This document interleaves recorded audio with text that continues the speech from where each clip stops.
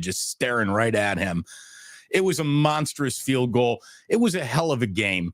And I think that the first thing we need to just acknowledge here is why this game is going to be so special and important. It's because really, Larry, the Eagles are that good.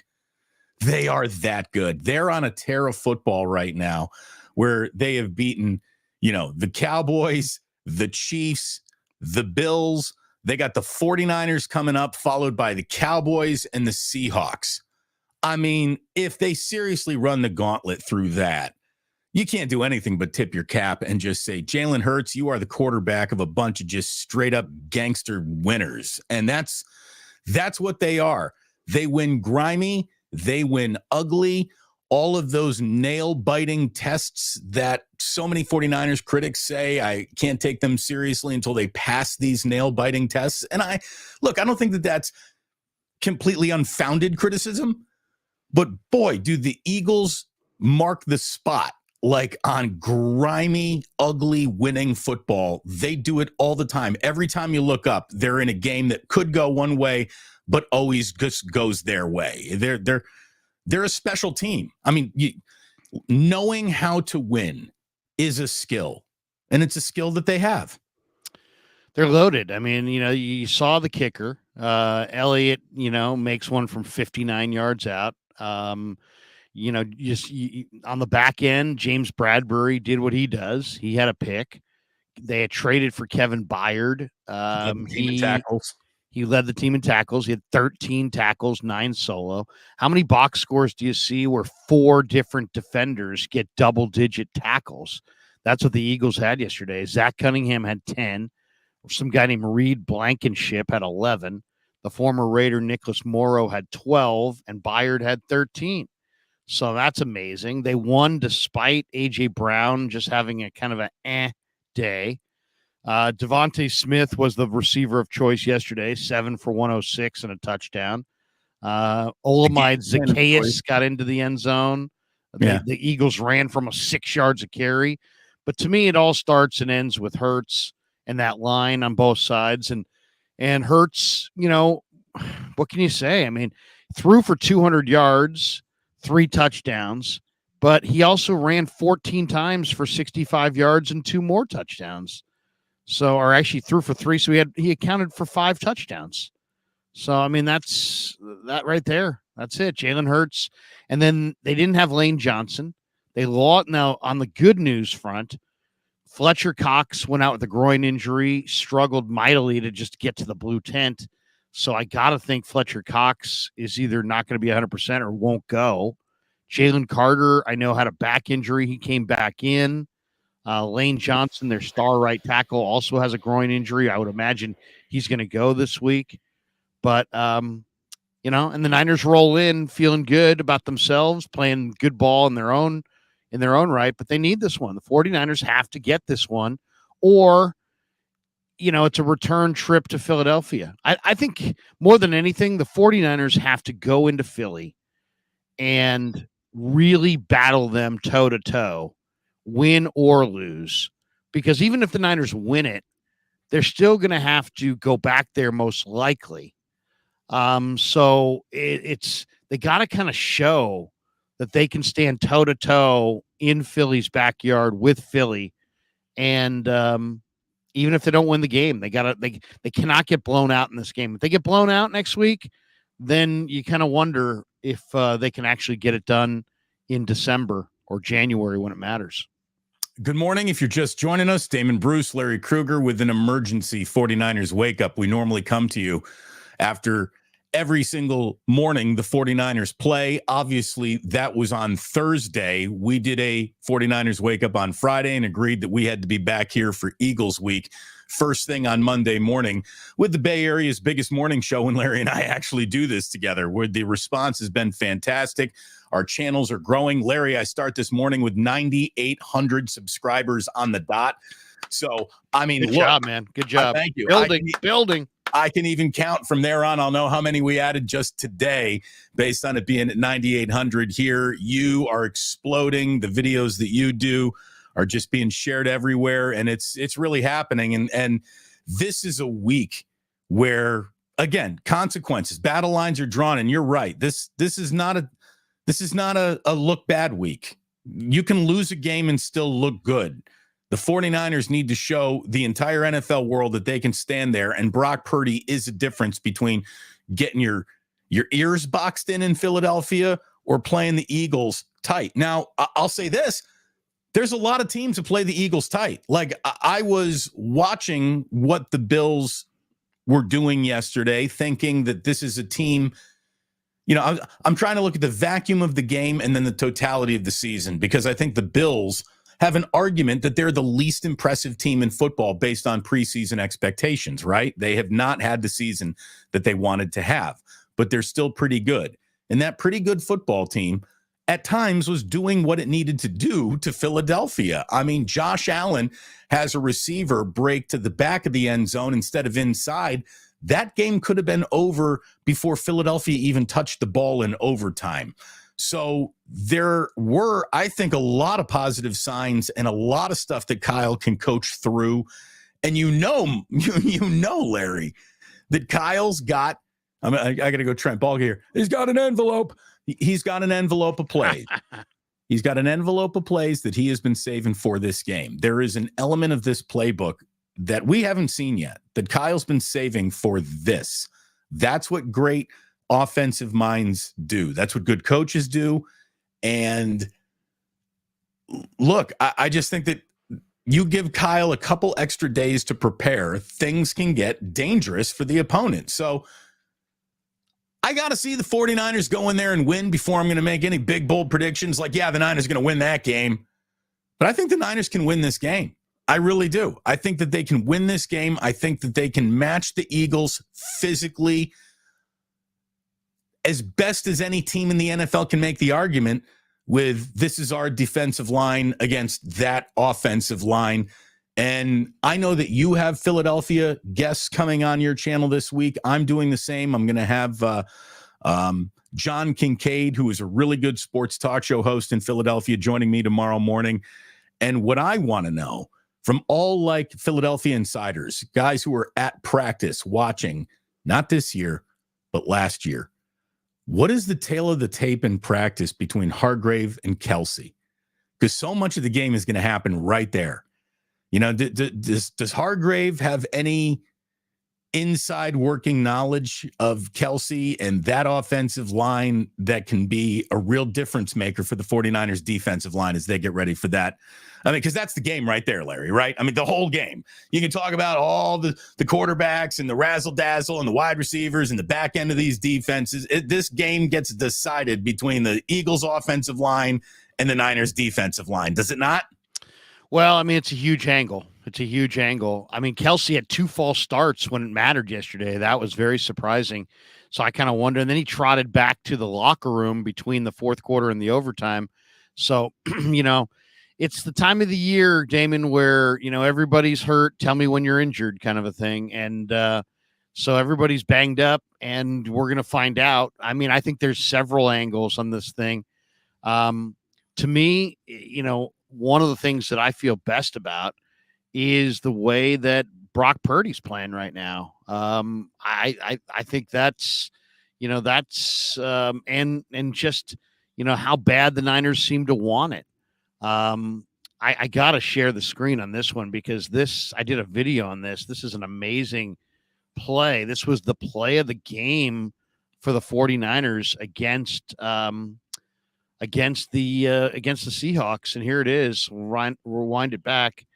This is, 28-yard line.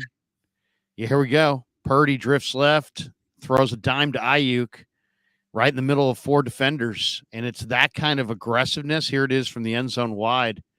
And you'll see Purdy with a left-handed drop back, flips the hips, sees it, doesn't hesitate. Ayuk and these 2 guys are in one right now. I mean, look at now this is behind center. Look at the feel that they have for each other. Purdy sees, him and Ayuk are absolutely in lockstep here. This is a risky play, man. There's 4 defenders in this box, but he sticks it in there. He's got to put it in the perfect spot in order for that to work. Yeah, he's got to put it in the perfect spot. But I mean, There's also pressure. He's got pressure off the side here. Hall is about to hit him. And, this also is, look at the surgically repaired right elbow. Look how close the surgically repaired right elbow comes to getting hit. Oh, it's almost very eerily similar to the Hassan Reddick play in the NFC Championship game. I mean, so you got Brock, who's playing free, and he's in lockstep with this awesome receiver who's having a career year. And there you go. I think if there's one thing to feel really, really good about, it's Brock Purdy is seeing it, feeling it, and this is his number one guy, and they're on the same page. By the way, what is that goofy foot drop back of Brock's, where he drops back like he's a left-handed quarterback and then flips his entire base? For a guy with great footwork, that doesn't smack of clinical footwork. You know what I mean? It seems like that's, well, unless they're trying to sell that he's going to his offensive left, right, and then he's coming back right. He's not doing that. I guess my point is he's not doing that because he's undisciplined with his feet. That's a choice. Oh, it's by design. No, it's by design. Doubt. Yeah, without a doubt. I would like to know more about it, why it's there, what it's supposed to open up. That's some inside football stuff that maybe you can get to the bottom of in Santa Clara this week. Well, I'll tell you the other thing that I feel really great about. I mean, and this sounds crazy, but Mitch Wishnowsky is having a dominating year. He pinned the Seahawks at the 13. He pinned the Seahawks at the 6. He pinned the Seahawks at the 2. I mean, this guy's touch, Damon, inside of the 20 right now is just absolutely breathtaking. Yeah, so 6, the 13, and the 2. And the Niners on all three phases. The one thing when I did the film review yesterday that stood out on really all three phases of the game, this is not one guy. This is a total team effort. Shanahan's devising some amazing plays. Purdy's playing off his, out of his gourd right now. He's playing incredible ball. Juwan Jennings had maybe one of the most amazing plays. Charlie Warner is blocking his butt off. CMC is having a career year. Ayuk, Debo. You name it offensively. Then on special teams, Jake Moody seems to be locked in. Darrell Luter had a touchdown saving tackle.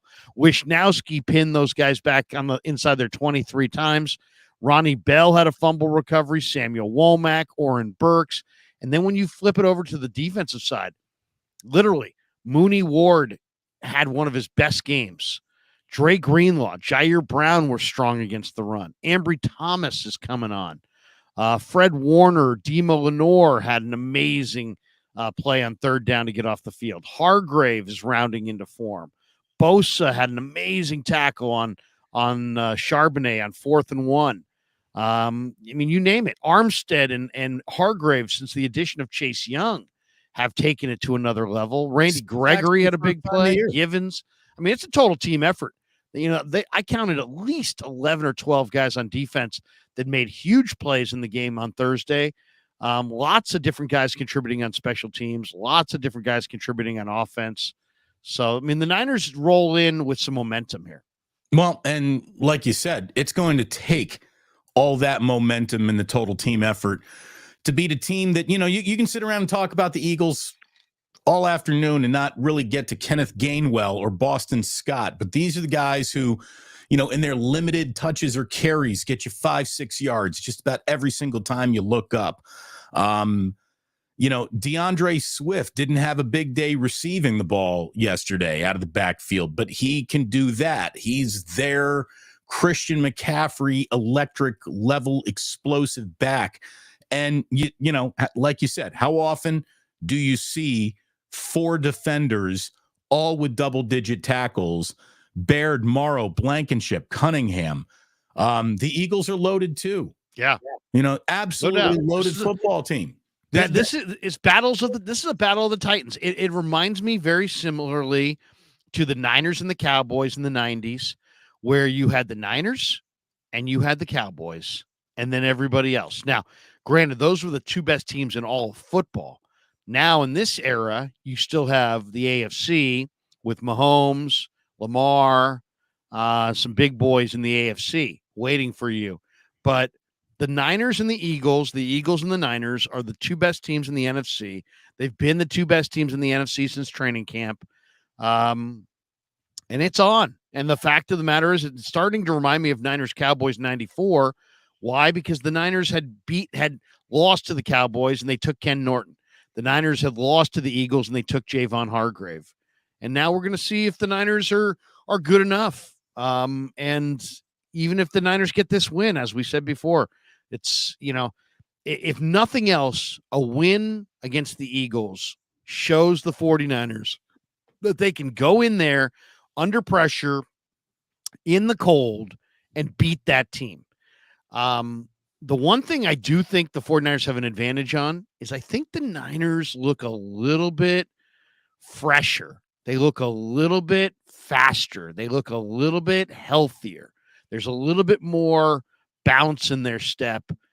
They looked very fast on that Seattle turf, where the Eagles, now granted, it's a slower turf, colder weather, that can make any team look a little slower, but they're starting to show the effects of playing all these extra games.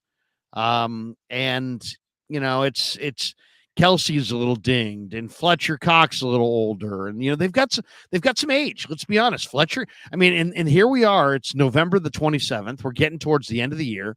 Who looks kind of vulnerable on the Eagle front?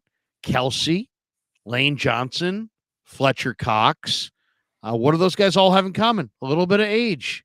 Maybe right? They're a little long in the tooth. All the brotherly shoving that they've been doing is, knocking on their door for a little bit. Look, when you go out to be the most physical team on the field, it's to get all over your opponent, but your body pays the tax on that. The Eagles have a playing style that they need to survive as much as their opponent does. And when the Niners are cooking, they kind of got the same thing, Larry, that very violent physical level of play, but they've seemed regenerated since the bye. I mean, they've played a better brand of football. They've looked more dangerous in their 3 wins post bye than in their 5 wins pre bye, in my mind, outside of the, outstanding lopsided win over the Dallas Cowboys. They're playing some of their best football of the year right now. And that's exactly what they got to do as they go into this Philadelphia game. You and I need to have a little talk right here, because I need to figure out how much you place value in something, because in baseball, I'm a big run differential guy. Right. In basketball, there's so many possessions, I value it a little bit less. And in football, I really don't know how to value it, because a 1-point win is as good for a team as a 30-point win. It really is. It is a what is your record league more than any other sport. So the 49ers are plus 140 in point differential. Now, the Eagles are an NFL best 10-1, but they're just plus 64. What does that mean? How do you interpret that?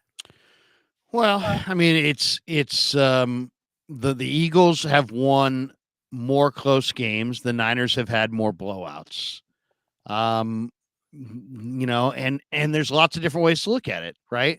On one hand, you could say the Niners are a bigger, stronger machine because they've got their defense, the combination of their defense allowing points and their offense scoring points, that, they're twice as good, more than twice as good as the Eagles. On the other hand, there is something to be said for winning the close, hard-fought games, and I think the Eagles are a little bit more battle-tested than the 49ers, because of the way they've won games. The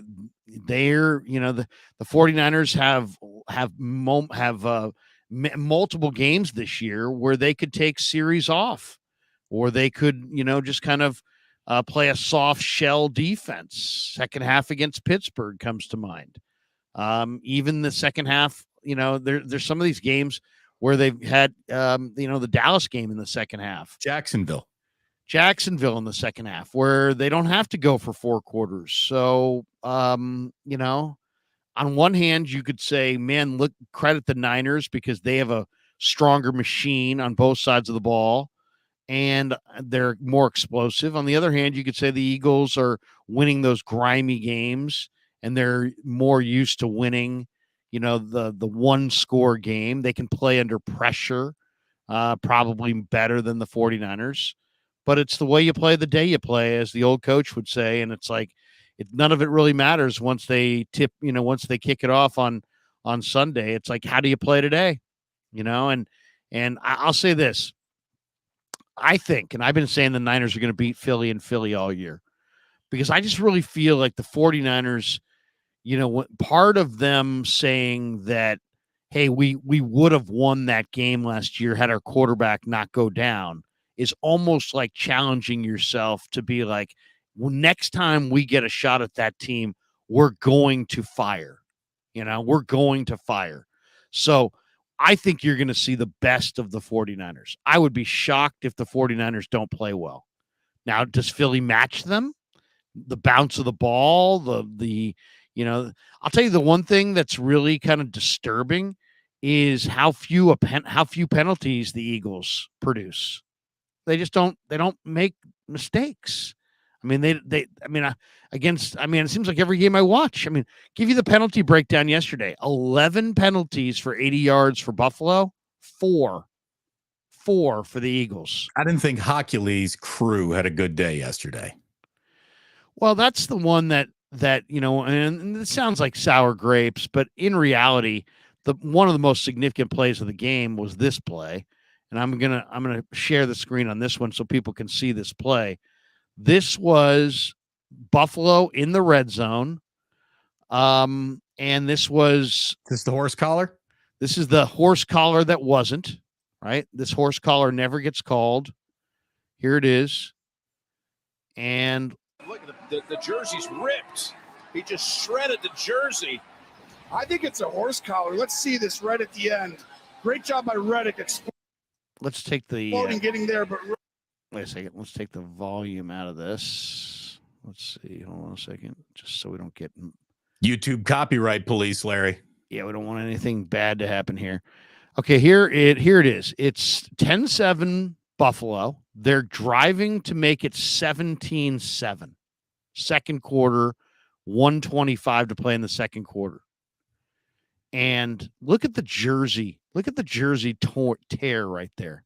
But it's not that. It's the second hand that grabs the horse collar on the back end. And not only did the Bills not get this call, they then got the field goal blocked.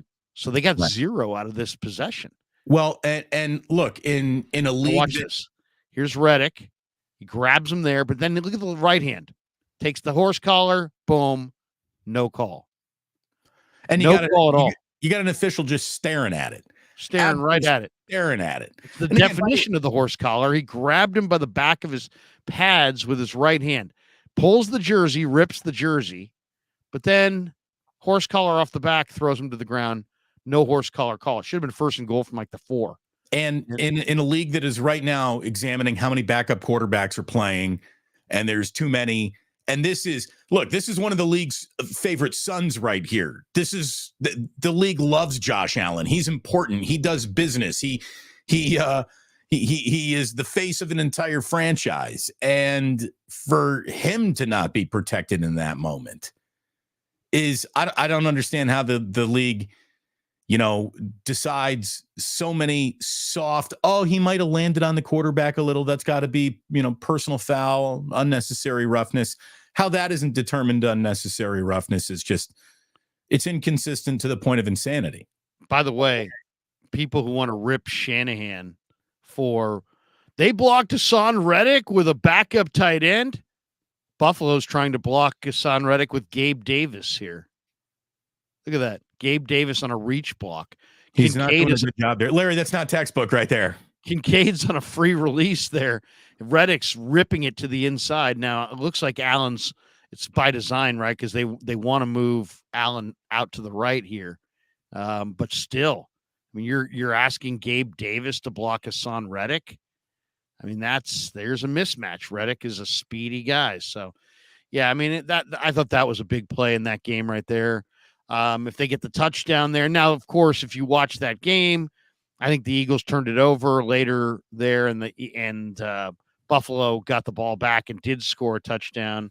So it wasn't like but who knows the way that would have gone there. Here's what I want for the 49ers game in terms of how it's officiated. I want them to let them fight. I want to let the teams decide this game. I don't want an overly officiated ticky-tack, hands-on jerseys, 2 yards past the release point. I want them to play. I want them to play. And I think that the NFL deserves that game where these two teams are allowed to battle it out.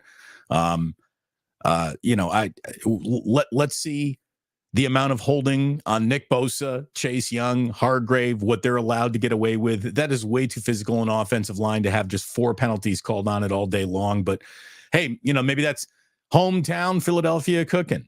I'll tell you one other thing, Damon, is that at halftime of this Buffalo Philly game, Jalen Hurts, 4 of 11, 33 yards, an interception, and a fumble. They were 0 for 4 on third down conversions. He had 7 runs for 22 yards. So he basically did nothing in the first half to speak of, and Philly was down 17-7. What I want to see in this game is I want to see Shanahan keep the gas pedal down, even if the Niners get up in the first game or in the first half. Why? Because Jalen Hurts, I think, proved yesterday that he can come alive in an absolute blink of an eye. And he had a monster second half. And all of a sudden, it's like you look up in that third quarter, Hurts to A.J. Brown for a touchdown at 17-14 Buffalo. Hurts to Devontae Smith, it's 24-21 Buffalo. Hurts to Zacchaeus, it's 28-24 Eagles.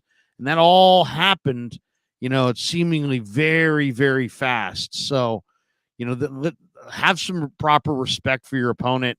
And just because you might be able, your defense might be, it's kind of like, go back to the Super Bowl against the Chiefs. Niners were keeping Mahomes and the Chiefs down. They got a little conservative when they got the ball back at the end of the first half because they're like, hey, let's just sit on our lead. Well, guess what?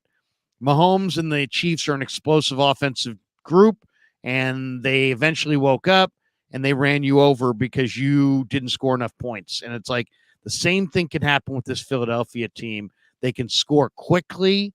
They get into a rhythm. And so all I would say is if you get up and it's 17-14, 17-7, 17-10, and you're feeling good, don't start running the ball and being super conservative and trying to take the clock and, this and that. No, stay aggressive for 4 quarters because this Eagle team can absolutely light up in a matter of a second or two. And then all of a sudden you can't stop the momentum, especially on the road. At no point in time will the Eagles consider themselves out of the game if they're trailing in this game. That's just who they are this year. That is baked into that team's DNA. They do not stop coming. They're like Frankenstein. They keep coming forward, and you got to respect it. You really do. Jalen Hurts is someone who,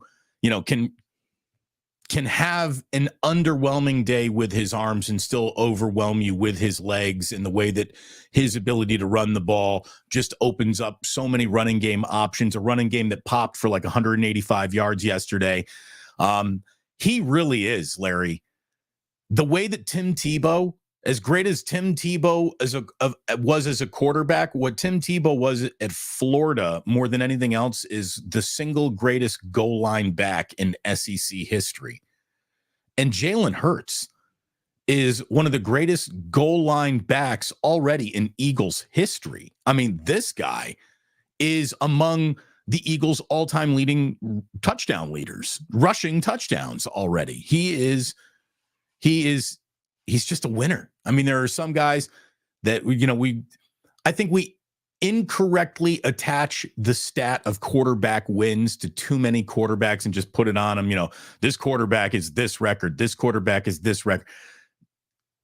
Quarterback wins are an unfair thing because it's a whole team sport. But at the same time, boy, does he earn them. He really does. Jalen Hurts earns the moniker of winner, because it's insane how often He is standing in the winning column after playing a team, specifically a team that is over 500.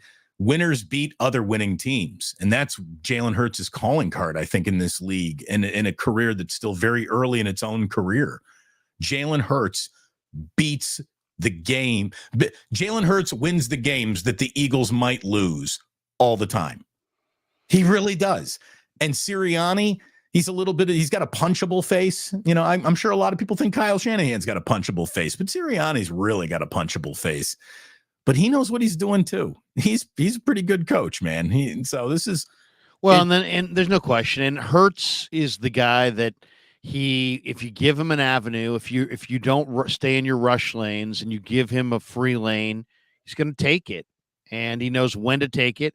Plus, then they mix in very, very well, design quarterback runs, and then he can gouge you, and then all of a sudden you're sitting there and you're breathing heavy, and you've been chasing this guy around, and the Niners have great speed on that second level with Fred Warner and Dre Greenlaw. They're going to have to be absolutely cognizant at all times of where Hurts is in the pocket, and as soon as he takes off, they're going to have to beeline right at him and see if they can bring him to the ground. I mean, it's just, and then then he's a quarterback too. So if you hit him too hard, then there's a penalty coming. So it's like that, you're damned if you do, you're damned if you don't. They're really good at mixing in design quarterback runs. He's really good at scrambling. If you get out of your run lanes and give him a free lane, he takes it. Yeah, it's just, he fills in with it. They have great weapons, right? Now they won't have Dallas Goedert in this game, but I mean Devontae, AJ Brown, AJ Brown is the Hulk. I mean, what a body. DeAndre Swift is playing very, very well. Kenneth Gainwell is a damn good player. I mean, they've got some really good weapons on offense and a terrific line. And then, the one thing that Buffalo did well in this game is they kept Philly out of, 3rd and 1, 4th and 1 for the most part, much of the day.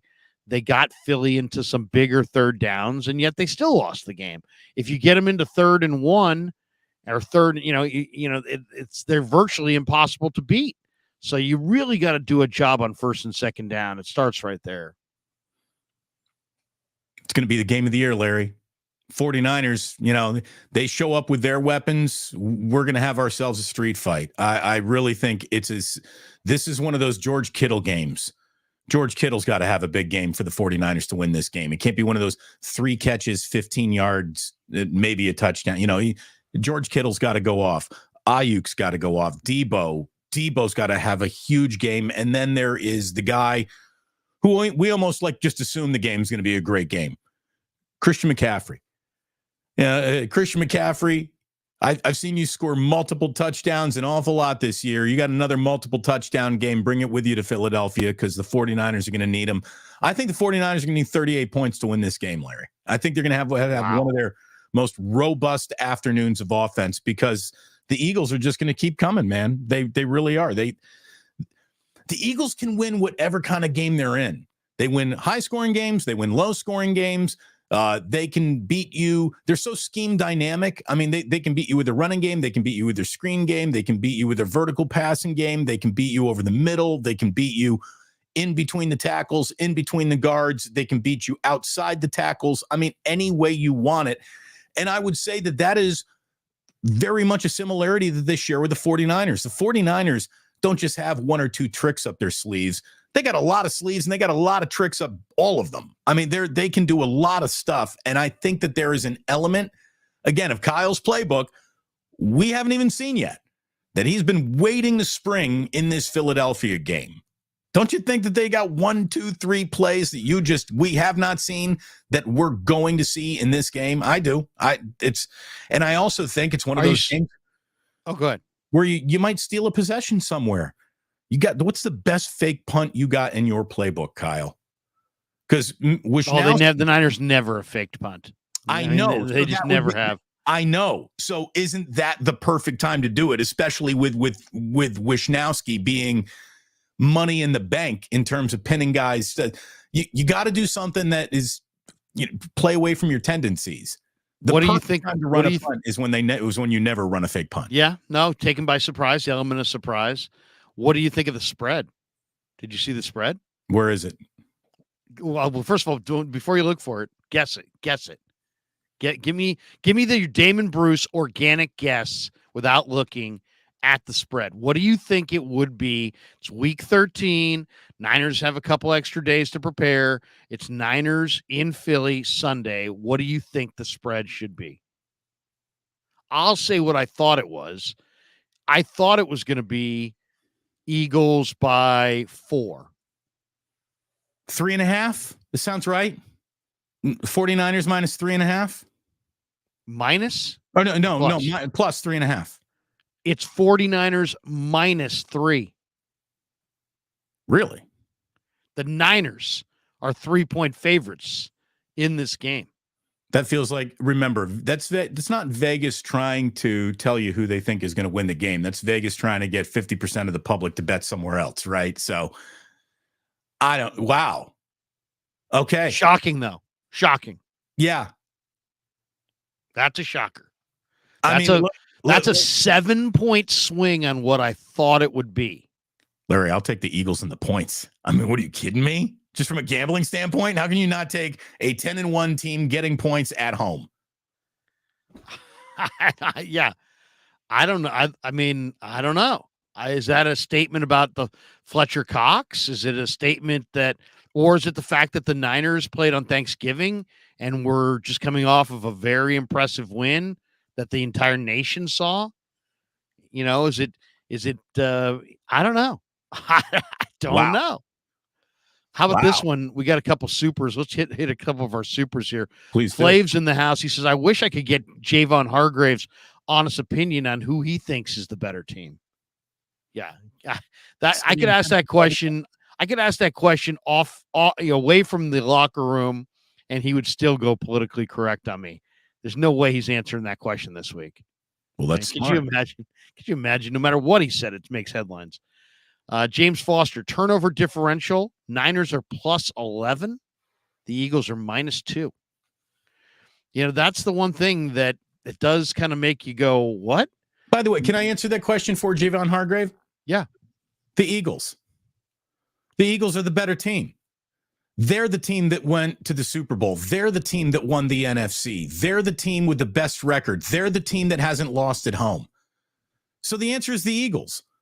The 49ers want what the Eagles have.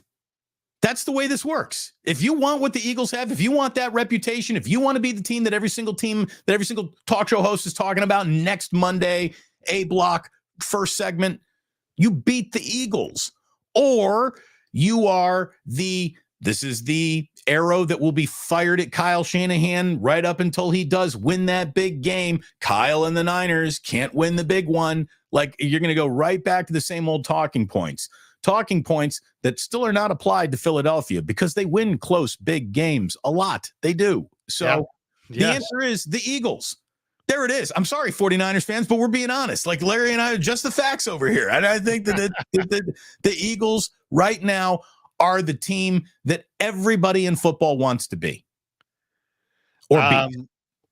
We had planned to do an hour, Damon, which is only 15 more minutes. I think we ought to push 15 more. We got almost 1,200 people in the room this morning, by the way. Lots of people dialed in to yourself and me on the 49er wake up. Keith Murphy from the Unbeaten says, thought he's on Rain playing thoughts on Rain playing a factor. Well, that's the thing. I agree. It is a factor. And I think if you said what has to happen for the Niners to win, Damon threw out one angle. I'll throw out another one. Niners have to play a clean game. They're not going to win this game turning it over 3 times or 2 turnovers in the red zone. No, I don't buy it. They're going to have to play a clean game, and the conditions are going to be a part of it. And that it makes it that much more difficult to play a clean game. One angle that I heard them mention late in the broadcast yesterday is that Philadelphia is 27th in the NFL on third downs on defense. 27th in the NFL. That's pretty low. Elite Archer 23 says the NFL is less trustworthy than the media. It's rigged. There we go. Stop. It's all rigged. It's a loaded card game. But that was probably a reaction to, the horse collar that wasn't there in the Buffalo game. But by the way, is Buffalo done after that? I mean, look at their schedule. They probably they're probably close to Dunsky. I don't know about their upcoming schedule, but the upcoming schedule that I was looking at was the Eagles. And Niners at Cowboys. Look, here's the thing. The Eagles are through a chunk of their season that was supposed to take the starch out of them just a little bit, right? You had the Dolphins, then at the Commanders, where you have that funny division rival, and obviously Jack Del Rio just didn't survive the weekend. How about that? Jack Del Rio's got 2 of his better defenders traded, and then he loses his job. That doesn't seem very fair. Anyway, Frank Reich got dumped this morning as well. You saw that. I saw that. By the way, he's a good coach. He is a good coach, and David Tepper is the most meddlesome douchebag owner right now. He is really looking to win that title because that guy has fired what? This is the 3rd coach he's fired mid-season in the last 5 years or something like that. Like, it's ridiculous the way that David Tepper is owning that franchise. And people hate working with him, hate being around him. Reich tap danced around that throughout a few of his press conferences that I saw this year. Anyways, but the Eagles right now, Larry, are in a stretch where they beat the Dolphins, they win at the Commanders, they beat the Cowboys, they win at Arrowhead over the Chiefs, and then they've just beaten the Bills. Now here come the Niners, then they go to the Cowboys, then they go to the Seahawks. That is a hell of a stretch to go through. I mean, that's like you're trying to play yourself through the SEC almost. It makes you wonder. At least it makes me wonder. Are they going to run through this gauntlet successfully and then get beat in the playoffs?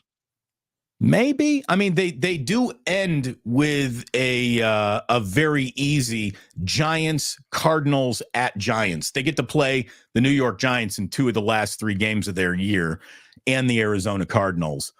So, look, if they're going to catch 2 losses to put the 49ers back in a pole position to maybe host an NFC title game as a 1 seed, the 2 losses have to be against the 49ers and then the Cowboys. The Bills came awfully close last night to setting up, hey, that's how the Niners ended up getting the 1 seed. And then it came up short. And the Eagles won another close game. But look, if the Eagles if the Eagles beat the 49ers and then they go and they beat the Cowboys, and they get home field, but then maybe they get bounced. Weirder things have happened. Things have happened. And you know what? It's all about being rested and ready in the playoffs.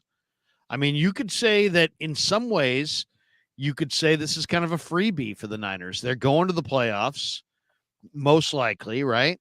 And they're probably going to have to beat Philly at least once this year to go to the Super Bowl. Are they going to be able to beat Philly twice? I don't know. But I mean, they almost got a freebie here. They can go see if they can get it done. They can't get it done. They're probably going to have another chance at it later in the year. But the Niners, if the Niners want to have the road to the Super Bowl roll through Levi's, which we do, they got to get this one. Wouldn't you say? I mean, this is a gotta have it game if you have designs on being the 1 seed. And to me, the 1 seed is so valuable. And it's not just for the home field, it's for the week off. It's for the bye. A bye in baseball is a bad thing. A bye and you saw all those teams that had, basically the time off. They didn't look good in the baseball playoffs. In football, the bye is necessary. So you want that bye. And it used to be the 2 top teams got the bye. Now with the kind of reshuffling of the playoff picture, it's only the 1 team, the best team in the league, gets the bye. And the bye is just so incredible because you see how much better teams are when they're rested. And if any of these teams get a rest advantage and a first round bye, it seems like it's That's a major, major advantage. It is. It is. And the ship has probably already sailed on the 1 seed. It definitely sails away from you if you lose in Philadelphia. And look, if the Niners win in Philadelphia, then all of that, hey, they can really win the Super Bowl talk becomes for real. I mean, the winner of this game can win the Super Bowl. I don't know if the loser of this game can win the Super Bowl, but the winner of this game absolutely should be favored to win the Super Bowl over any AFC team, over the Ravens, over the Chiefs, over anyone. The winner, this is it. This is the heavyweight fight that we've been building towards all year. I think it's going to be the game of the year. It's certainly got the consequences of the year riding on it. I mean, if you ask Philly fans, what was the bigger game to them? Kansas City or this NFC Championship game rematch? What would they say? Well, I mean, because either way, you're talking about 2 huge pelts. I'll always take the conference win. The conference win is more important than not avenging the Super Bowl defeat to the Chiefs in KC. What do you get the trophy back? Like, avenge me. Well, I mean, it's like the Niners are fascinated now with the Eagles. Why? Because the Eagles beat them. The Niners in the mid-90s were fascinated with Dallas. Why? Because Dallas beat them. You could argue that Philly's fascination, they might be, I'm not saying they're looking past the Niners, but I think they've got proper respect. But they probably have more respect for the Chiefs, right? The Chiefs beat them in the Super Bowl. And that was probably the mountain that they really badly wanted to climb. I don't know. I don't know. I think that there's a handful of teams that all understand, like, hey, any given game, this handful of team can beat any of the teams in the handful. And the 49ers are in that handful, and the Chiefs are in that handful, and the Eagles are in the handful. And I don't know if I'm ready to put the Jacksonville Jaguars or Detroit Lions, with all due respect to their records, in that handful. I think that there are a few teams here. And look, we got to do a little heavy lifting to keep the Kansas City Chiefs in this conversation, don't we? The Chiefs might have a better defense than they got an offense right now. Well, the Chiefs, and this is what happens when you spend $30-40 million on your quarterback. Suddenly you have to say goodbye to Tyreek Hill, and you're looking at Marquez Valdez-Scantling and and Sky Moore. And yeah, the Chiefs' weapons, it's like take away Kelsey. It used to be like, okay, you take away Kelsey. Oh, here comes Tyreek. Now you take away Kelsey and you say, well, force him to go to Marquez Valdez-Scantling. Force him to go to Sky Moore. Force them to go to one of those guys, and they're not as good. So, well, I mean, the argument, so it's funny. There are arguments around Purdy that don't get applied to other quarterbacks. Like, people who want to criticize Purdy, their very first criticism is, well, look at all that talent around him. I don't hear that about Jalen Hurts, and look at all that talent around him. And I know that's a Nick Wright thing. I heard Nick Wright going, was it Broussard that was talking about, hey, Joe Montana had Jerry Rice and Roger Craig, and Steve Young had, John Taylor, Brent Jones, Roger Craig, and, Dion and all these guys.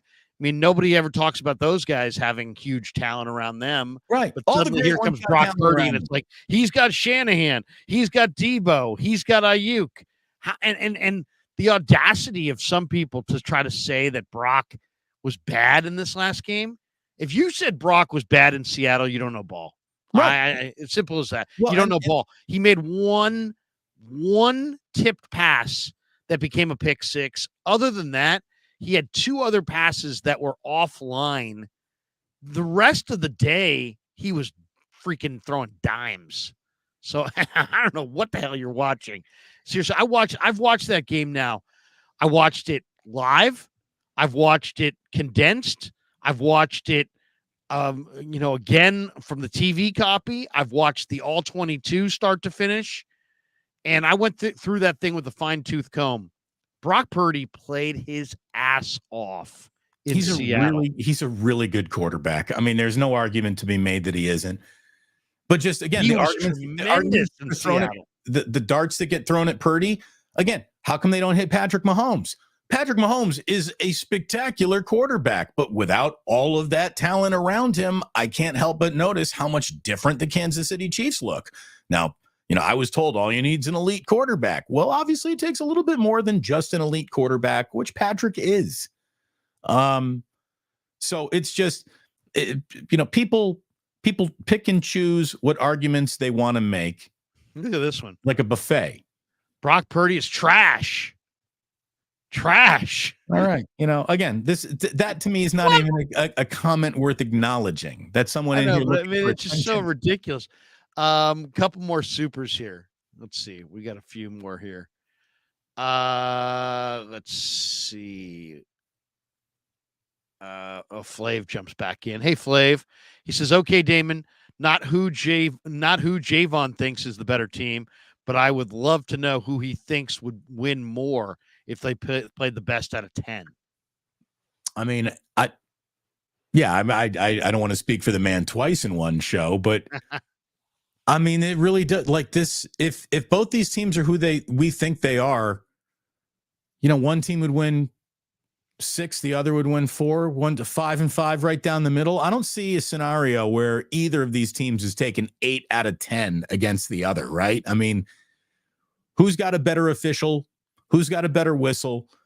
Who hit the one play instead of missed the one play that flipped the field or was the game-changing moment? And that's what it's going to come down to. 4 or 5 plays are going to go a long way deciding who wins this game, who gets home field, who might go to the Super Bowl. Again, it's just, you can't find a bigger game in your NFL schedule this season. No, it's going to be a great week. Oh, it's going to be an amazing week. By the way, this game yesterday against Buffalo was the 4th game in a row that the Eagles have trailed at halftime and won anyway. How about that? 4 games in a row. You can't count them out. Gopher says after this game, 49ers are back to having the disadvantage and rest again. Seahawks play Thursday, but the Eagles have the same deal with the Cowboys. Yeah, the Eagles get a rested Niner team, and then they get a rested Cowboy team. By the way, his name was Gopher Baroque. Did you see that? Gopher Baroque. Gopher Baroque. Great name. That. Well, let's go back to him. Gopher Baroque. Baroque. I appreciate the $5 there. There you and go. We also have Elite Archer 23. So I'm wrong. So non-disclosure agreements for NFL media networks and players aren't a thing then? How much are you getting paid to suppress truth? All right. No conspiracy theorists. What are you talking about? There was a second shooter on the grassy knoll. Well, there probably was. But so the truth is that the NFL is so in bed with gambling that can't happen anymore. Okay, that can't happen. What is the thing that is big enough to actually destroy the football's credibility forever? An element of, don't confuse poorly officiated with that was rigged. And a lot of people do. And there's enough poor officiating where you would think the officiating is so poor, there must be something going on here. But Elite Archer 23, you're wearing a tinfoil hat. This is a multi-billion, hundreds of billions of dollars worth of business are being done around the NFL. And there is no preset, predetermined winner for any game before it kicks off because that's what the script says. That does not exist. Stop it. Here's the thing. You just said there it's a multi-million-dollar business. Okay. What do? It's a TV show. They sell ads. They want more people, not less people watching their ads. I don't believe the NFL's rigged. But if you ask me, do you think the NFL's manipulated to retain the audience into the second half? I would say yes. How many times have I watched games in the last 20 years where Team A is beating Team B badly? Maybe it's a big national TV audience, and suddenly the team that's winning big has a huge play. How many times is that play called back? It's like they know. If this game goes to 24, the audience goes away and we have less people watching our commercials.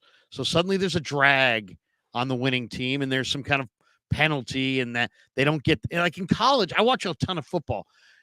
In college, you watch a random game. You're watching Wyoming against BYU and Wyoming's kicking BYU around. And then Wyoming gets a turnover late in the first half. It goes, they get a turnover in the first half and that's it. and then they kick butt by more. But in the NFL, it just seems like the team that's winning, they have a huge play right before the first half that's going to make it a blowout. There's a penalty on it, and then all of a sudden we're all back watching the second half. It I don't know. feels like that that. way. I mean, I know exactly what you're talking about. My eyes fall in the same game in the same situation that you're talking about. And I think I could be wrong, but that's my perception of it.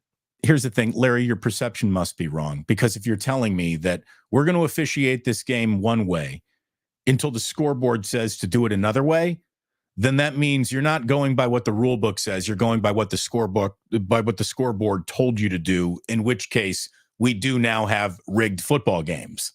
So it's got to be coincidence. Maybe there's some correlation or causation or something there, but I mean, to say that it's rigged, it's not. Well, we don't want to say it's rigged because we just don't want to say it's rigged. If it were rigged, it'd be 49ers Cowboys in the NFC title game every year for a decade. Yeah. If it was rigged, because that's the biggest rating there is. 49ers Cowboys NFC title game, you can't find a bigger number. That's the biggest number there is. So, but the most questionable play of what last year was the New York Giants against the Commanders, and suddenly that bad call went against the Commanders and went in favor of the Giants. And that's interesting. The bigger TV audience somehow, favored them, and they went into the playoffs. I don't know. There's a lot of money on the table. You're starting to sound a little Raider fandy right there. Well, I'm just saying. Rigged against us, trying to suppress us, keep us down, the nation. We get this one, Elite Archer. So I'm wrong? Okay, wait. We got that one. We got this one. Do we get this one yet? Media has an impact, Larry. You act like the lights went out during the Super Bowl when one team was getting killed or something. Come on. Damon and I were sitting right next to each other during that one. You remember when the lights went out in New Orleans? It was Beyonce's fault. That was an amazing moment there in New Orleans. It was. Ramon Gonzalez, best show in town, guys. Philly is tough and has a better kicker, but we stop the run, protect Brock, and 0 turnovers. We can win. 94 Niners against Dallas again. Cannot wait. With a little football emoji. By the way, we started the show talking about it. I do want to come back to it. The 59-yard field goal by Jake Elliott last night that put that game into overtime for the Eagles is one of the single greatest special teams play in the history of football. It really was, Larry. Amazing. That was you can't draw up, you can't invent a more pressure-filled what we always during the Olympics, during diving competitions, they always talk about degree of difficulty. The degree of difficulty on that kick was a solid 10 out of 10. The Russian judge, the Chinese judge, the American judge all agrees, like, okay, that's the hardest dive humanly possible. That is the hardest kick humanly possible. And he freaking drilled it. So let me say this about it. And it would have been good from 65. Yeah, maybe. One of the greatest kicks of all time. He absolutely stuck it. Wet football through the driving rain. It was like a Vinatieri, where he never got more than 30 feet off the ground. And it was just an amazing kick.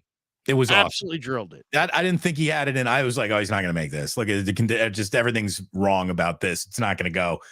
Boom. So congratulations to Jake Elliott. Kick of the year, without a doubt.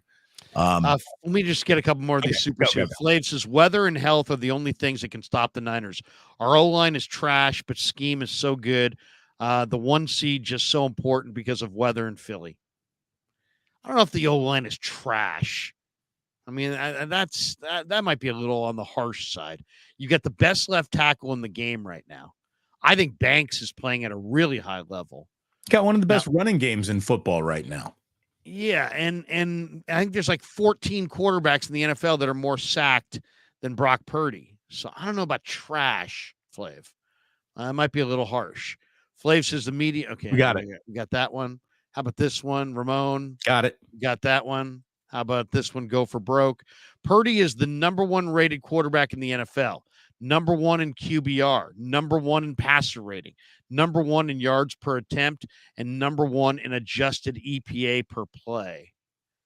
Again, if he had a starting point that was at the top of the draft, he would be a face of the NFL, much less a face of a franchise, and people would be fawning all over them. They'd be falling over themselves like Oklahoma coming out of the smoky tunnel this weekend. They'd be falling over themselves trying to run up to him and hand him flowers. If Brock Purdy had been a top 5 pick in the NFL draft, people, their knees would be in all black and blue. They'd be blowing him so much.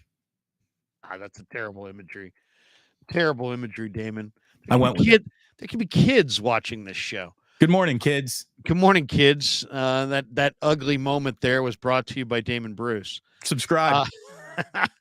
Who are the other quarterbacks in the Purdy draft? Let me just peruse the 2022 draft here. I just have to look at some of these quarterbacks.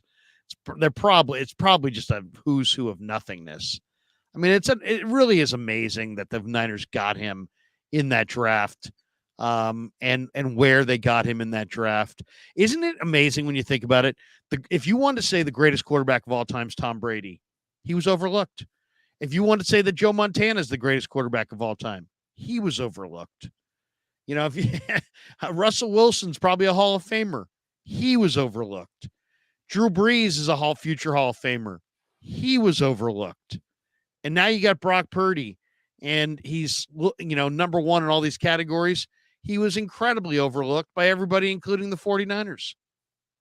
I mean, it really is amazing when you think about the fact they got him. Kenny Pickett went 20th in that draft. He was the first quarterback picked. Kenny Pickett. And Kenny Pickett's better with a new offensive coordinator, but come on. By the way, so the first quarterback taken was at 20? 20. Desmond Ridder went 2. He went number 74 in the 3rd round. Okay. So, I mean, that just shows you that it was a bad quarterback draft. Malik Willis also round 3. The draft Knicks were concerned. I mean, normally a quarterback is one of the first 5 picks off the board if there's a real quarterback of circumstance. So, Matt Corral. weird year to evaluate quarterbacks, I guess. I mean, amazing. Truly amazing. Bailey Zappi went in the 4th round. I mean, are we going to have the Brady 6? Or are we going to have the Purdy, whatever number that we come up with of quarterbacks here?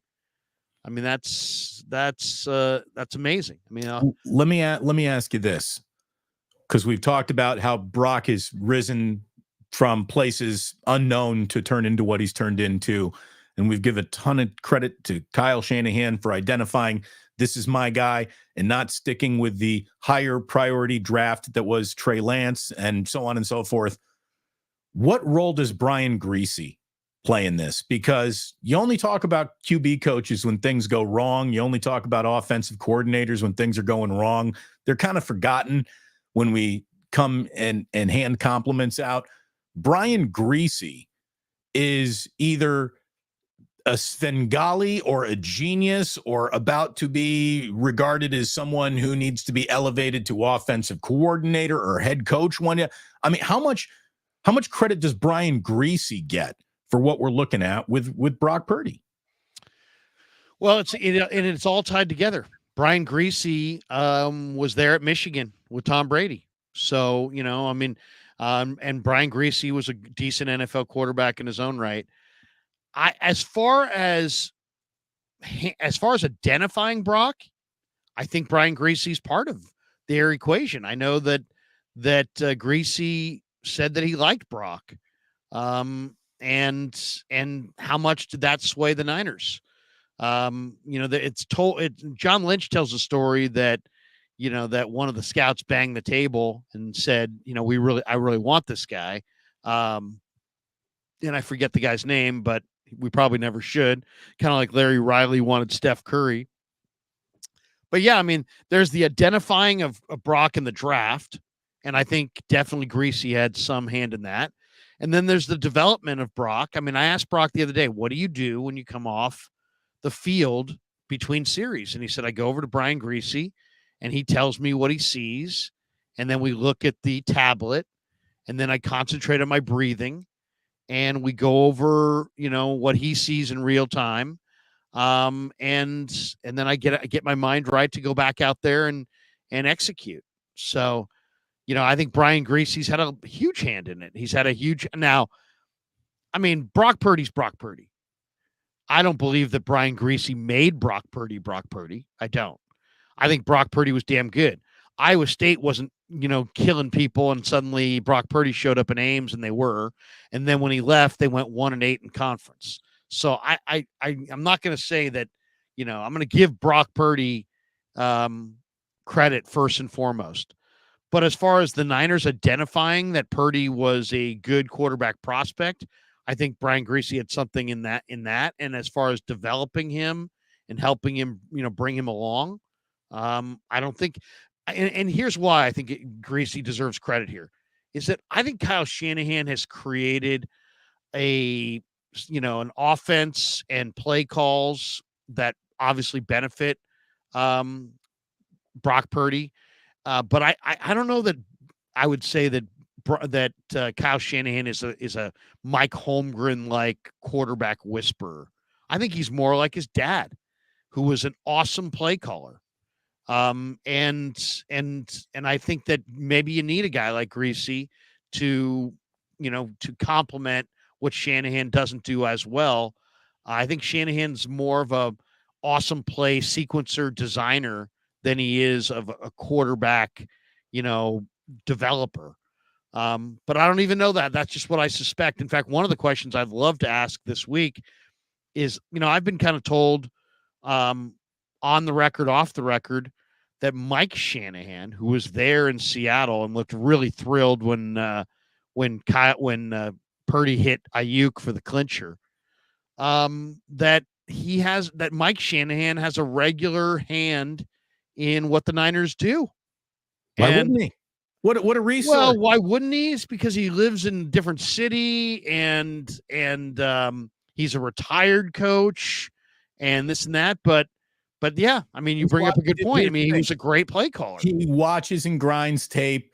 You go back and you watch any of those old Super Bowl reels where, Steve Young is talking about the practice and the night before the Super Bowl over the Chargers when they blew their doors off and they were just like, all right, this play is going to do this play is going to do that, and then the third play is going to be a touchdown, and then this is going to happen, and then this is going to happen, and then that play is going to be a touchdown because we've set it up that way. And everything that they talked about came true. Like, you want a guy like Mike Shanahan. Oh, absolutely you do. It makes me as a 49er fan feel more confident knowing that Mike Shanahan could be having some say in their offensive play calling or play design.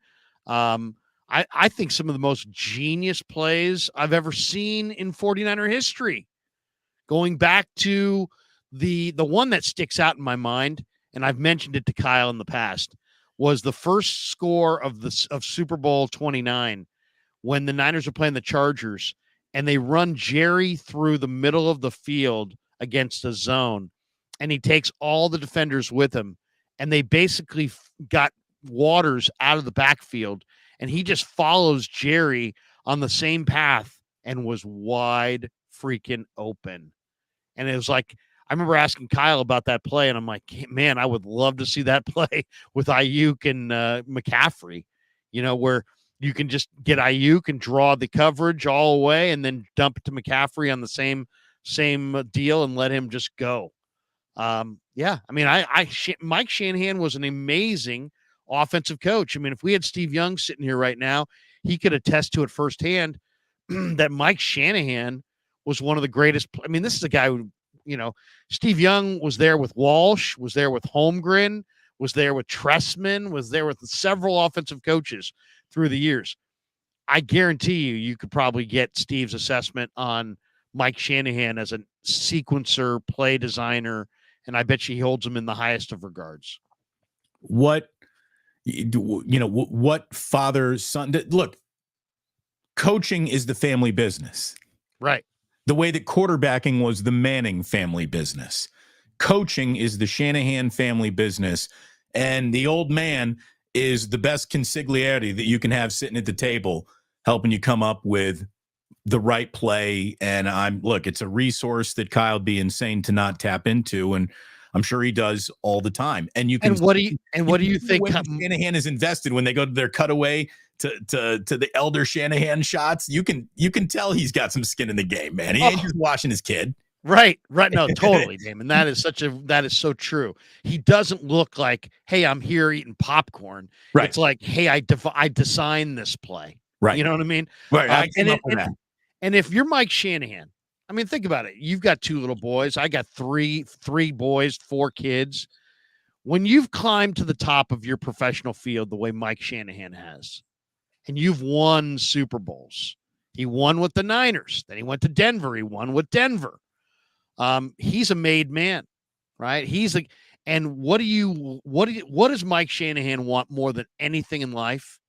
I guarantee you, he wants Kyle to win a Super Bowl. He wants Kyle to have the ultimate validation, and because he knows Kyle's a great young coach, but he also Mike Shanahan's a smart enough guy to know that you don't get love in this world without pelts on the wall. Andy Reid ain't Andy Reid unless he goes to Kansas City and wins with Mahomes. Otherwise, he's just another good coach who didn't get it done. But if he goes to Kansas City and gets it done with Mahomes, now he's a Hall of Famer. Well, the same thing with Kyle. Kyle's a damn good coach. He's a Hall of Famer if he wins a Super Bowl or 2. So I'm sure Mike's single purpose, football-wise, is to help his son climb to the top of that mountain. What father doesn't want their son or their daughter to exceed their own success? Right? That's it. I mean, isn't that what fatherhood is? You want your children to do better than you. Especially if they chose your field. Right.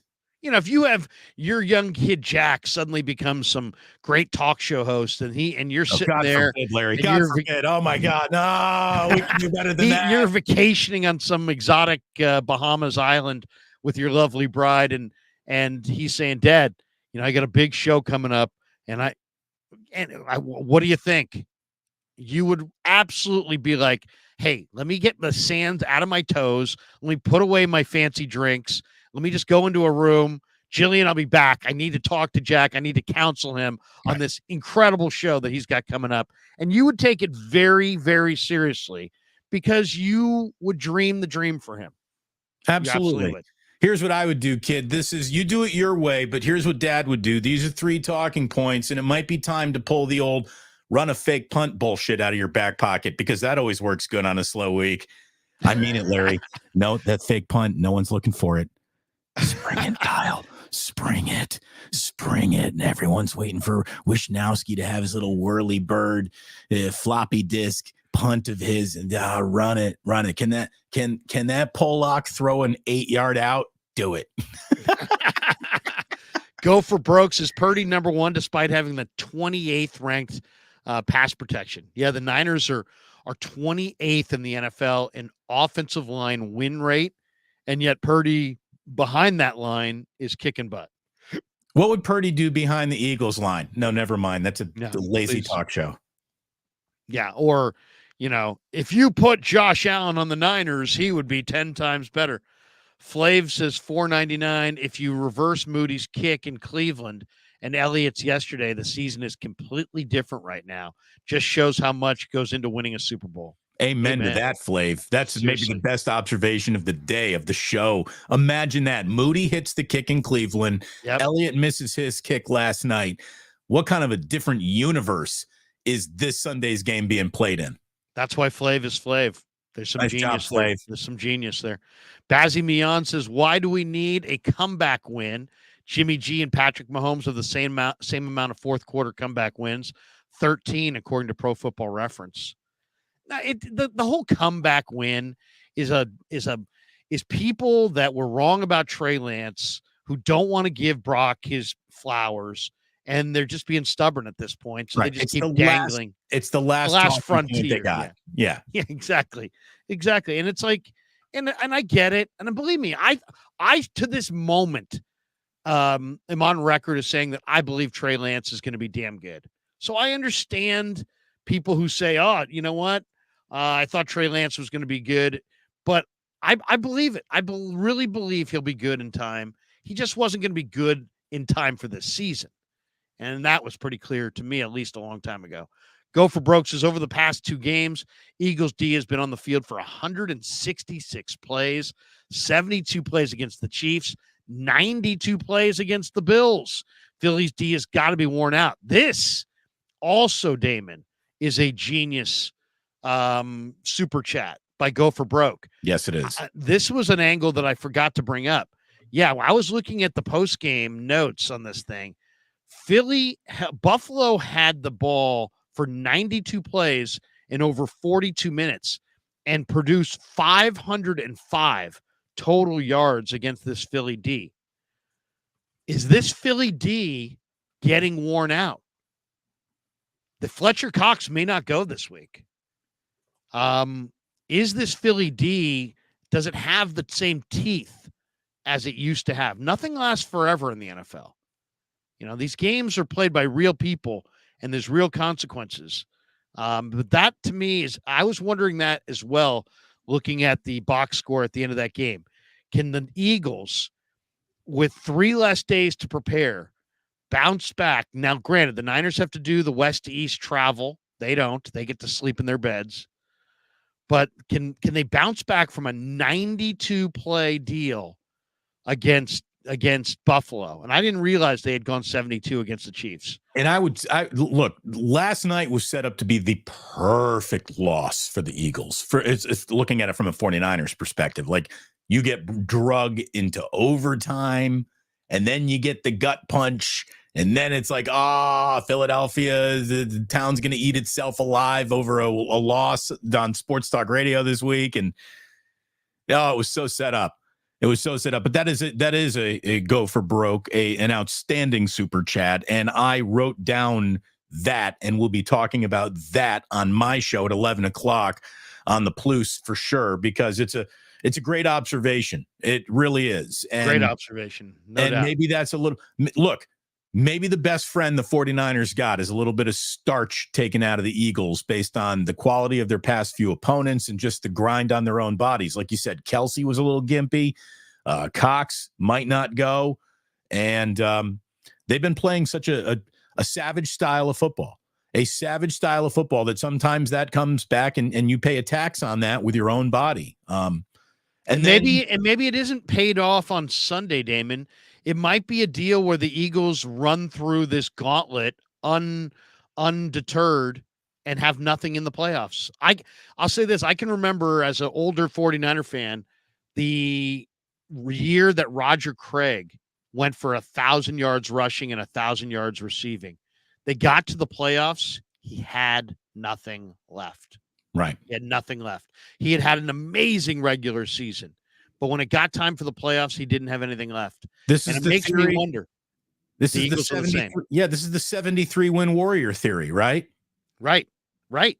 And it's not even a theory. It's kind of like these aren't robots. These are people, you know, and maybe the Eagles' year is going to be defined by this gauntlet run that they have in the regular season, but Detroit bumped them in the playoffs, or the Niners bumped them in the playoffs. One of the cooler things that ever happened on my show was I had a sequence of Olympians that were set up to do some promotional stuff, and it was a lot of track and field, but off-brand track and field. It was cross country. It was just stuff that doesn't get a lot of attention, and that's why we had these people on my show. We had someone who was a fencer from the Bay Area, and they were talking about their Olympic experience. And more than anything else, the one common thread that every single Olympian ended up talking about was how you show up to the Olympics with 1 tank of gas, and how you burn that tank of gas will determine whether or not you have enough left for the medal rounds. And in football, you know, it's such a winner take all every single week that, yeah, maybe how you have to burn your tank of gas, maybe all of these grinded out close games, maybe this is where the Eagles point differential of plus 64 affects their postseason more than the 49ers differential of plus 140, because the Niners have had a couple games where they've been able to throw their feet up on the dashboard and hit cruise control, and that's a luxury. The Eagles haven't had that luxury in a lot of their games. Energy expended. Exactly. Having enough in your gas tank for the championship round is what every Olympian, especially if they've got, you got to run certain flights to qualify for the medal rounds and all that stuff. And how you run those first races, not at your ears pinned back fastest, will determine whether or not you got enough left when it really comes time to do it.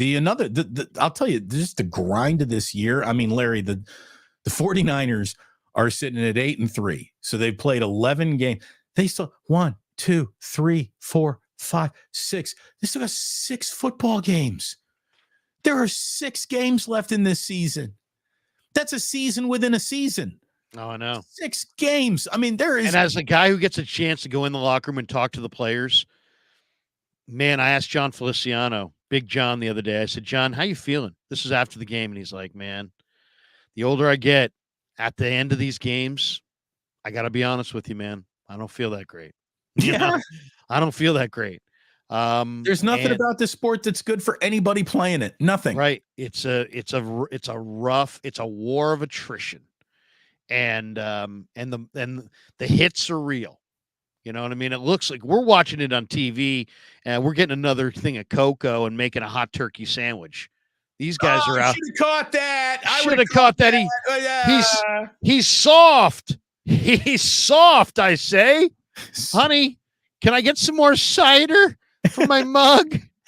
He's soft. That Fletcher Cox is soft. More eggnog. Can I get a little more gravy on my turkey my warm turkey sandwich is only room temperature, honey, because I took a phone call.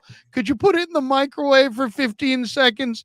Fletcher Cox is soft. I need a little bit more stuffing. I mean, by the way, pulling off the properly microwaved hot turkey sandwich is one of the hardest things to do in your kitchen, because you let it go 1 second too long, that bread just turns to mush. So that's a very, very tight rope to negotiate. But you're right. I mean, look, fans and I love fans.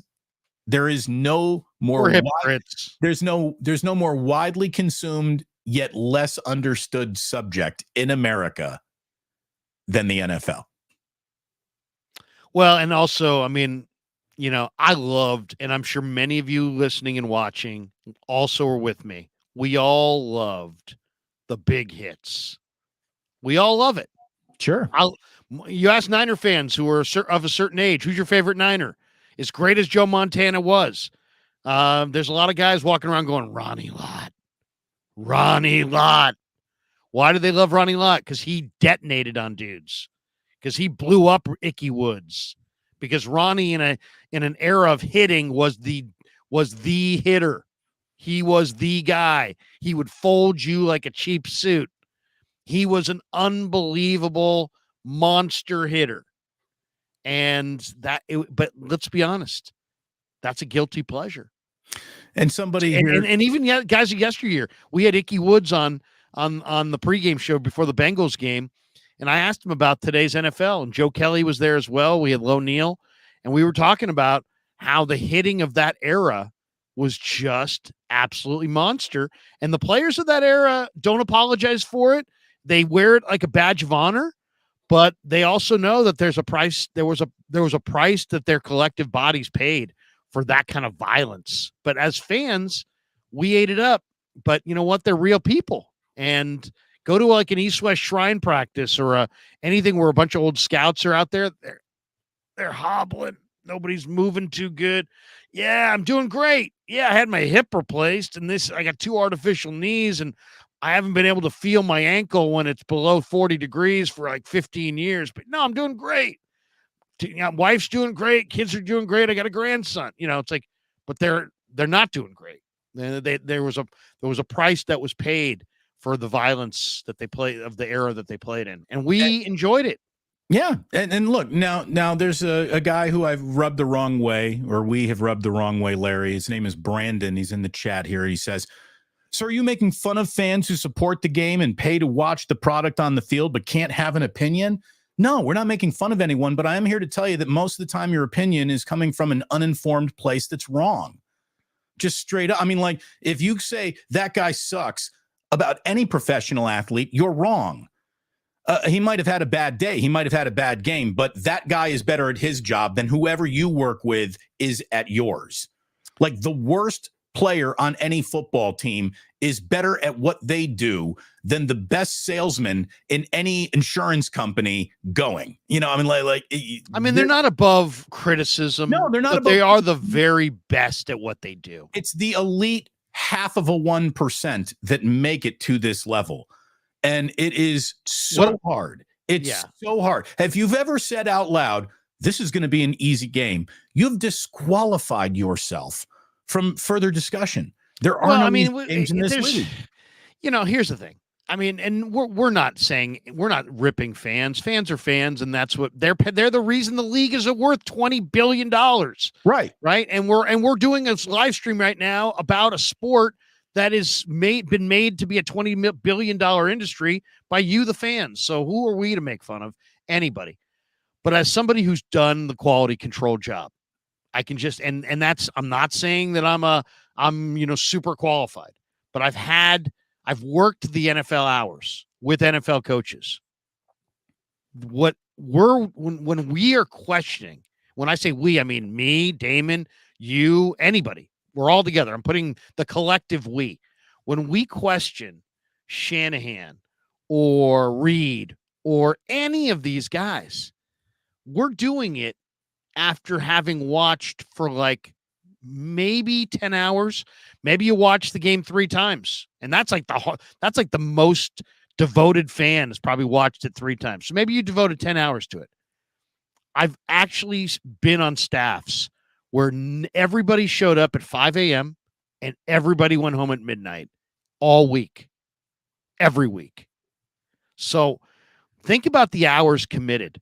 And that's why guys like Shanahan seem like they're pushed out of shape when they get questioned by people that are just observing, because we're observing. Even the hardest of hardcore of us are observing for like 10 hours when he just spent 120 hours.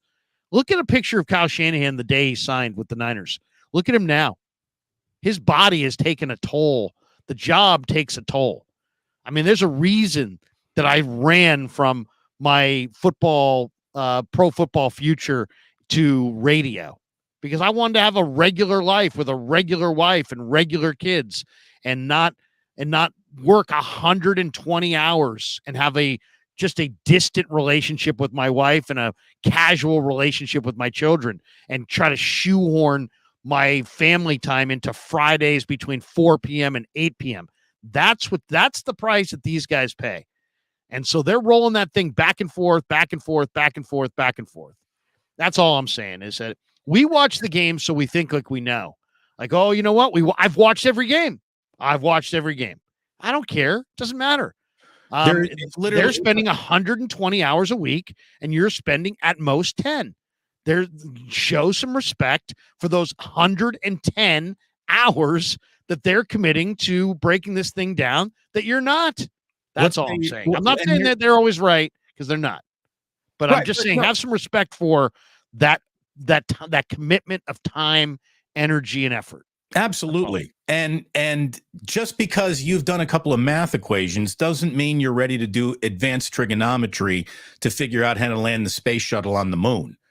And that's the difference here. I mean, I think one of my biggest problem, and I'm not going to be talking about anybody, I haven't said his name and I don't want to hear his name anymore.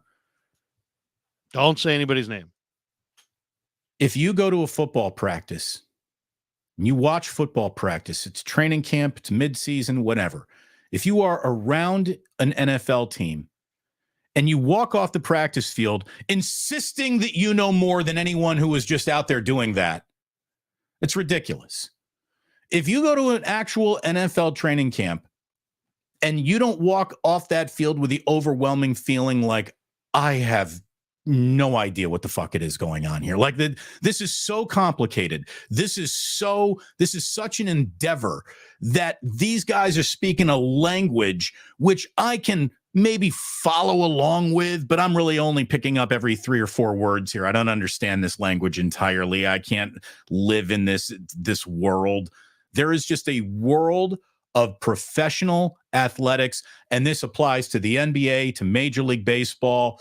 I mean, there's the scouting report that you hear Mike and Dwayne talk about during the game, and then there's the actual scouting report. And if you ever actually read a Major League scouting report on an entire team's bullpen, it's as thick as a phone book, and you'd be blown away. The level of detail. You'd be blown away by how complicated and how strategic and how there is a language that you don't even hear being discussed at all times. The stuff that we see that comes through the TV is the final product. The journey to that final product is remarkable. It's remarkable. And it can't be evaluated either. It's like, I literally, when I was in the Canadian League, Kay Stevenson was the head coach. He was the head coach of the Buffalo Bills. So we had an entire staff of NFL people. All NFL people. My job was to work. One of many jobs, but one of the jobs of the quality control coach on that team that year was to help put together the practice scripts for practice. We would be literally 30 minutes from taking the field for stretch. And Kay would walk into the room with his coffee cup, and he said, "Hey, I just talked to the DB coach, and he said that, blankety blank DB never has his gloves even cinched up until we get to the team portion.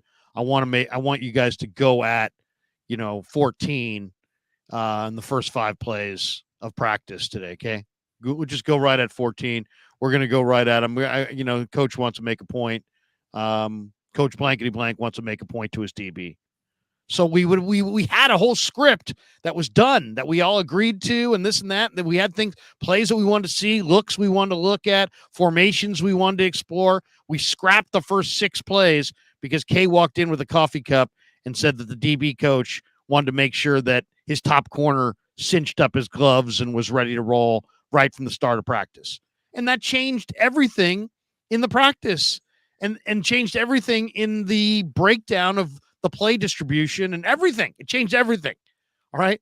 If you are sitting there with a pad going, well, they did this and they did this and they did that and they did this, and you're trying to define meaning out of that, you weren't privy to that conversation. Right. You don't even know what the goal was. Yeah. You're not seeing that conversation. So that's all. I'm there watching, and I feel like I'm learning something when I watch, but there's a big difference between I'm learning something that I'm watching and I know all.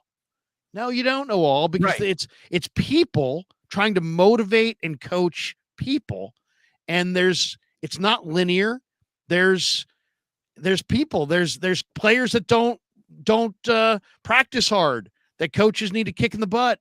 There's all kinds of factors that go into the sequencing of a practice, this and that. And people sometimes speak about it like it's clinical, like there's none of that has any relevance. And it's like that's the people side of it. Right. So, you weren't privy to learn. You didn't know that it was, let's test that cornerback practice. So what you walked away with was, this quarterback only makes one read. He only throws to one guy all the time. And he's why he sucks. And he threw 3 interceptions. And that's a Wednesday in April and blah. Yeah. So you just got to remember that, you're close to it, and more than maybe Joe on the couch because you're at practice, but you still don't know.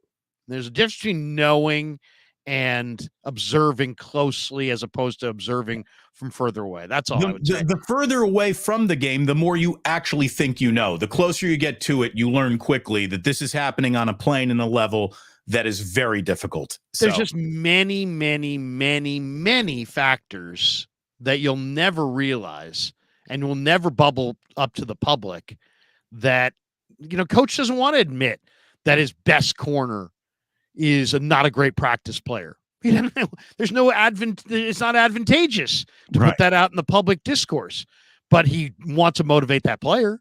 So, I mean, there's just any number of things, and that's just one example, but there's many, many other examples. Bay Area says, you two were my favorite hosts at KMBR. Glad to see the two of you together again. I remember Steve Young saying that Mike Shanahan was a better play caller than Mike Holmgren. That's interesting. I think I've heard that as well.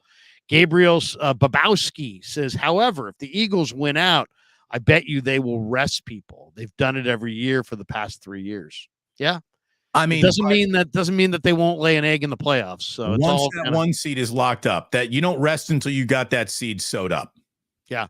Hey, this is going to be as proof of we have almost 1,500 people probably in the room watching this thing, over 1,200 on this side of the on this channel. We got a lot of Niner talk coming up. This is arguably one of the biggest weeks of the year. Let me just tease what I've got on the Krug show, and then Damon will tease what he's got coming on his show. At 10 a.m. today, I'll be doing a podcast with Brianna McDonald and Lindsay Polaris with the 49ers.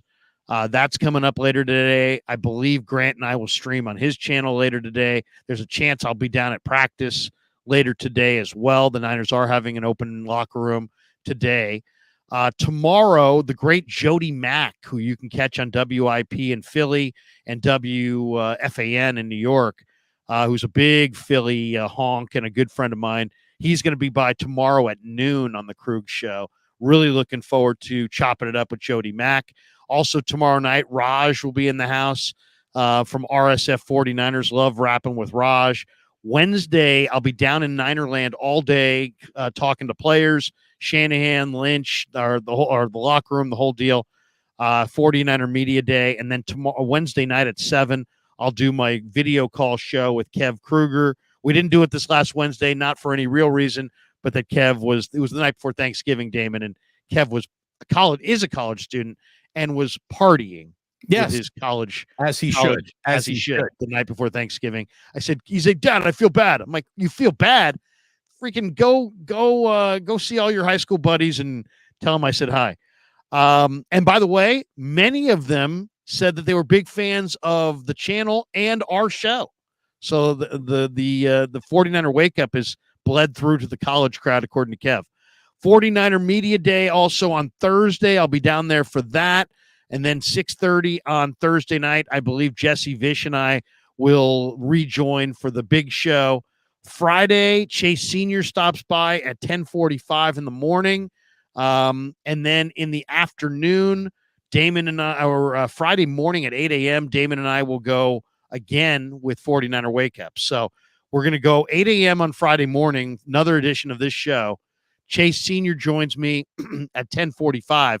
And then later in the afternoon on Friday, probably late in the afternoon, 4 or 5 o'clock, Ike Reese is going to stop by from IP in Philly, the former Eagle. And I think Damon's going to join me, hopefully, for that live stream coming up on December 1st, Friday, 9 a.m. on September 2nd, next Saturday, or this Saturday. The coach will be by to look ahead to the game. And then Sunday, Niners Eagles from the link, and we'll do regular post game. In addition to all that, there'll be lots and lots of videos. I'll be doing some Warrior content this week. There's also a report out there that I think is really interesting. Jim Bowden over the weekend, the baseball guy, the former GM of the Nationals and Reds, put it out there that the Giants, he says, I've been told by multiple agents that the San Francisco Giants are all in on this year's free agent market and appear prepared to spend significant dollars on multiple star-level players. He says, I'll be surprised if they don't sign at least 2 impact free agents. He says, if they can't land Cody Bellinger, I think they'll pursue Juan Soto. Anyway, I don't know if that is, Do it. Do it. I don't know if that's true. They're going to do, might do, will do. Look at them to do it. Do it. Farhan's going to do something. If Farhan does something, I will go live and have, the full gamut. Danny, Ned Coletti, Marty Lurie, Damon. We'll do the whole breakdown of Giants just signed Shohei Ohtani. Giants just signed Cody Bellinger. So as soon as the Giants do anything, don't go to the radio. Come to YouTube and we will have a monster live stream talking all Giants baseball in the offseason if they do anything of significance. If they do nothing, then we'll do nothing. So that's what I got going on my channel this week, and hopefully you guys are there with me for every bit of it. We are approaching 29,000 subs and hope to get to 30,000 by Super Bowl Sunday, and we're hoping the Niners are in that game on Super Bowl Sunday. Damon, what do you got cooking on your channel? We got a couple more supers to get to as well.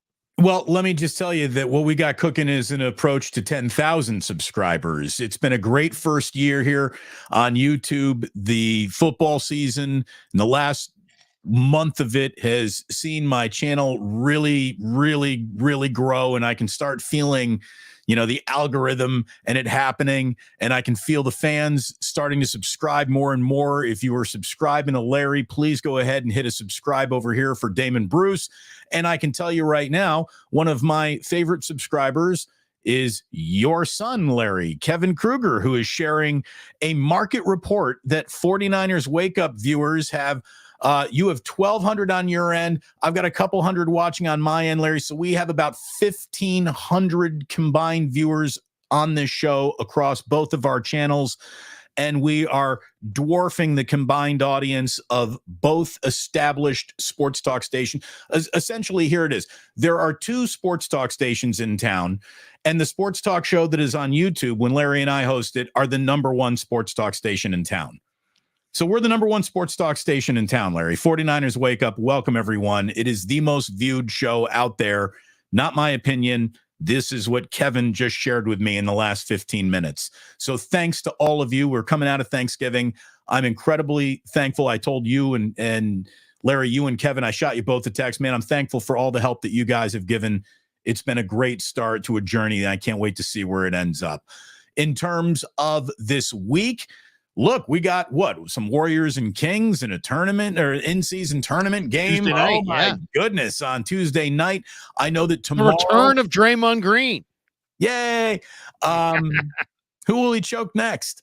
One of the single best sports talk show hosts in Philadelphia, John Kincaid, is going to be joining me at 9 a.m. tomorrow. So we're going to be going early tomorrow. I'm going to be on his show in Philadelphia later this week, and other guests are being set up for what is really nothing short of the biggest week to hype the biggest game in the NFL that we're going to get all year. It's the most consequential game in the NFL because this is, we know what's riding on it. It doesn't need much more preamble, but we'll be preambling it all week long leading up to the NFC's version of an in-season Super Bowl, 49ers and Eagles. It's going to be absolutely huge. Plus, working on efforting, we're going to figure it out with Nick Wright. He'll be joining me at some point sometime. Why? We get to the end of December. Why?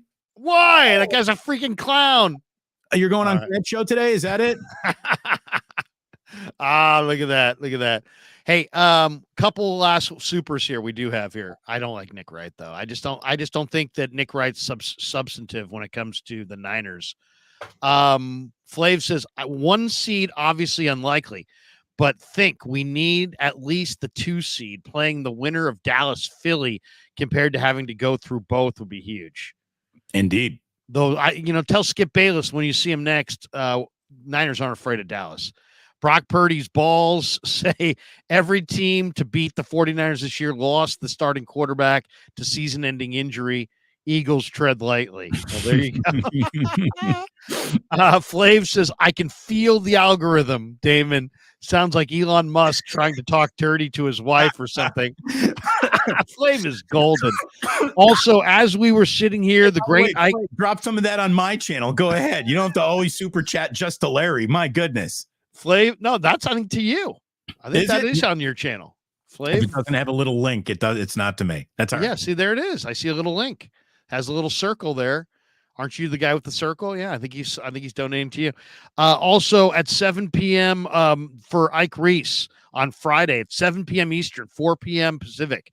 So Damon, I don't know if you can be around. I know your Fridays are sometimes busy, but 4 p.m. Pacific, if you got time, you're more than welcome to join me and Ike Reese for a late week Niner Eagle breakdown.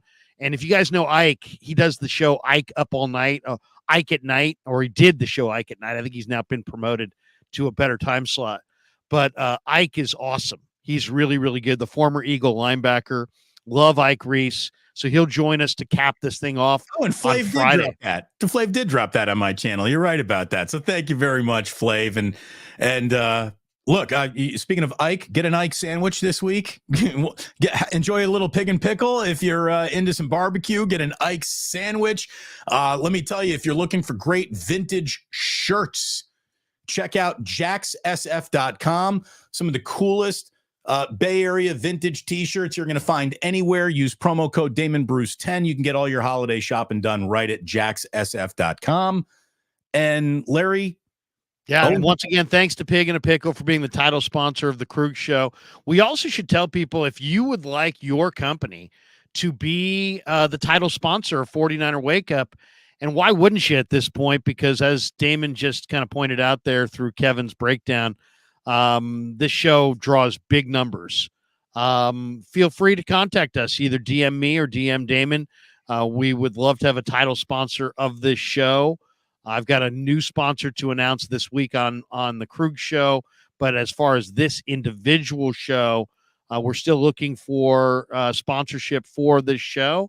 And if your company would like to sponsor just this show, which we're going to be doing at least twice a week going forward, just DM us and we'll figure it out. Sounds good. Slide into those DMs, as the kids slide say. into the DMs. Yeah.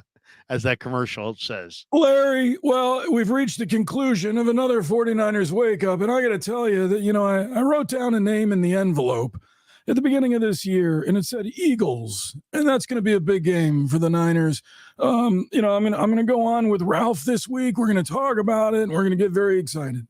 Trent, you're so funny. Now you're in Jacksonville. I mean, come on, really, do you really like Jacksonville? Because you were in the Bay Area and you own property here. I know you own property. And now you're in Jacksonville. You probably got 3 houses in Jacksonville for what you paid here in the Bay, right, Trent? Well, it smells a little funny in this town. It really does. And that's because we got a little swampland to build on. So, yeah, we got more real estate footprint. It's a lot easier. I mean, I remember when Jeff Kent famously said, you people are crazy paying these Bay Area prices. He was right. He was right. You come to Jacksonville, you got to live in a swamp. But, boy, do you get some square footage with it, Ralph. Trent, you're always ripping me and ripping San Francisco. The bottom line is, at the end of the fucking day, you took Trayvon Walker over Aiden Hutchinson. I mean, who does that? I mean, Tom, would you do that? I wouldn't do that. Tate wouldn't do that. Nobody would do that. Why would you take Aiden Hutchinson's great? Why wouldn't you take Aiden Hutchinson, Trent? You can write his name down in an envelope all you want. You took Trayvon Walker. I can't. And that AJ Jenkins traffic was a freaking joke. Come on, Trent. Come on. What did Aiden? Were you afraid that Trayvon Walker tears ACL? Was that the bottom line? Was that the determining factor? What I love here is there's a guy named Michael Trujillo saying, what is going on? There's a guy named Cosmo who's like, what the fuck is this? That's great. That is great. Larry, you're the man, brother. Thank you so much. Thanks to everybody. Happy Merry Christmas. Happy New Year. Happy Kwanzaa. Happy Hanukkah. I'll be gone for the next 3 weeks, but whoever's filling in for me will do a great job. Thanks to Damon. Thanks to everybody, Kev Kruger. And thanks to everybody. Peace.